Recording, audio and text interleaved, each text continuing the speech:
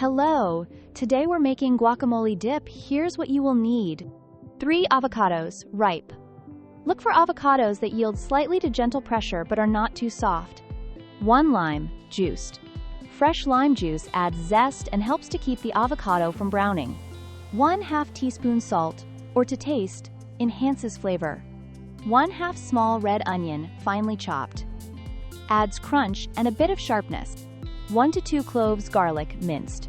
For a hint of spice, adjust according to your taste. 2 Roma tomatoes, seeded and diced.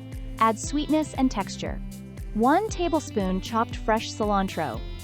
For freshness, if you dislike cilantro, you can omit or use parsley. 1 small jalapeno pepper, seeds removed and finely chopped. For some heat, adjust the amount based on your spice preference. Optional. A dash of cumin for an earthy flavor. A pinch of black pepper. A sharp knife. A cutting board. A mixing bowl. A fork or potato masher. Spoon for scooping and mixing. Now, cut the avocados in half, remove the pit, and scoop the flesh into a mixing bowl using a spoon. With a fork or a potato masher, mash the avocado to your preferred consistency. Some like it chunky, others prefer it smoother. Immediately squeeze the juice of 1 lime over the mashed avocados. This not only adds flavor but also prevents the avocado from oxidizing and turning brown. Sprinkle the salt over the avocado and mix gently to combine. Add the finely chopped red onion and minced garlic. Mix well to distribute evenly. Add the diced tomatoes. If the tomatoes are very juicy, you might want to drain them a bit to keep the guacamole from becoming too watery. Stir in the chopped cilantro and jalapeno.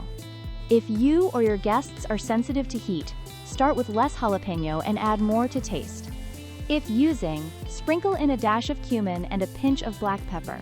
Mix thoroughly. Taste the guacamole and adjust the seasoning if necessary.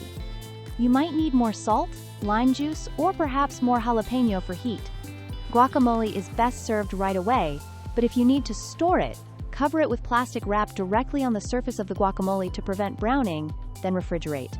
Serve in a bowl with tortilla chips, veggies, or as a topping for tacos, burritos, or sandwiches.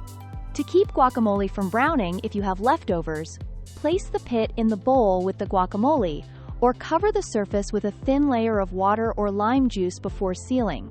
If you're making guacamole ahead of time, prepare all ingredients and combine just before serving for the freshest taste. Enjoy your homemade guacamole.